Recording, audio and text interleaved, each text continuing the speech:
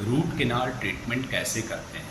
चलिए आज हम जानते हैं इस टॉपिक के बारे में। ये जानने के पहले हम जानते हैं कि आपके दांत जो हैं, टूथ जो है, उसके पार्ट्स क्या क्या होते हैं। तो दांत का वो पार्ट्स जो आपको दिखता है आपके मुंह में, उसे हम क्राउन कहते हैं।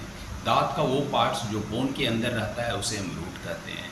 क्राउन के पार्ट्स क्या क्या होते हैं, तो क्राउन में जो सबसे ऊपर का लेयर होता है उसे एनामल कहते हैं, उसके नीचे के लेयर को डेंटिन कहते हैं और डेंटिन के नीचे के लेयर को पल्प कहते हैं। रूट जो जड़ बोन में होता है उसके चारों ओर पीरियोडोंटल लिगामेंट होते हैं जो सपोर्टिंग टूथ स्ट्रक्चर है। रूट के अंदर केनाल एक स्पेस होता है जिसे हम केनाल कहते हैं। केनाल और पल्प में नर्व सप्लाई और ब्लड सप्लाई होते हैं। तो ये बेसिक टूथ स्ट्रक्चर मैंने आपको बता दिया। अब हम आते हैं कि जब आपके दांत में सड़न हो, डेंटल केरीज हो या कैविटी हो और वो सड़न पल्प में पहुँचे, पल्प में इन्वॉल्व हो जाए, तब हम रूट केनाल करते हैं। समझ गए। अगर वो डेंटिन और इनामल में रहेगा तो रूट केनाल ट्रीटमेंट करने की ज़रूरत नहीं है। जब वो सड़न आपके पल्प में पहुँचे, जब वो केरीज पल्प में पहुँचे, जब वो कैविटी पल्प में पहुँचे, तब रूट केनाल करते हैं। अब हम आते हैं कि रूट केनाल करते कैसे हैं। तो सबसे पहले जिस दांत में रूट केनाल करना होता है वहाँ पे हम लोकल एनेस्थीसिया देते हैं ताकि उस दांत में जो है उसको सुन्न किया जा सके या उसको एनेस्थेसाइज किया जा सके। समझ गए। पहले हम क्या करेंगे, लोकल एनेस्थीसिया देंगे। हो गया लोकल एनेस्थीसिया। उसके बाद हम क्या करेंगे, जो मैं प्रोसेस बता रहा हूँ, उसके बाद हम क्या करेंगे, लोकल एनेस्थीसिया देने के बाद रबर डैम अप्लाई करते हैं जो आइसोलेशन के लिए होता है। रबर डैम आइसोलेशन के बाद हम क्या करेंगे कि एक्सेस मतलब जो सड़न है दांत में आपके, जो कैविटी है, जो कैरीज है, उसको हम हटाते हैं एयर रोटर और उसमें एक बर होता है, उसके सपोर्ट से, उसके मदद से हम हटाते हैं। जब आप वहाँ पे कैरीज या सड़न को हटाओगे तो एक ओपनिंग बन जाएगी जिसे हम कहते हैं एक्सेस ओपनिंग। अब हम आगे क्या करेंगे कि हैंड फाइल, एंडोडोंटिक फाइल होते हैं और रोटरी फाइल होते हैं, उनकी मदद से उस ओपनिंग जो क्रिएट हुई है उस ओपनिंग के माध्यम से हम केनाल में जाएंगे और रूट के एपेक्स तक जाके हम अच्छे से क्लीन कर देंगे।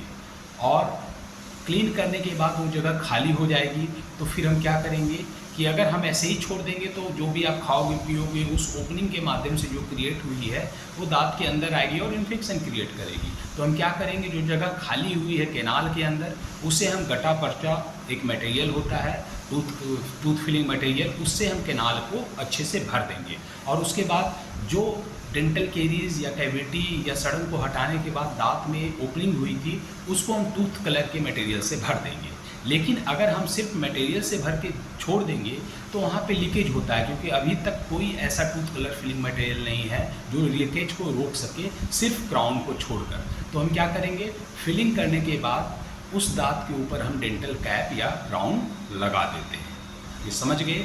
तो ये है टोटल रूट केनाल प्रोसीजर। और कैप लगाने का एक और कारण है कि रूट केनाल करने के बाद आपके दांत कमज़ोर हो जाते हैं तो टूटने का चांस रहता है, इसलिए दांत को टूटने से बचाने के लिए भी हम कैप लगा लेते हैं। उसके बाद एक और पॉइंट मैं बता देता हूँ जिसके बारे में मैं अगले वीडियो में डिटेल से बताऊँगा।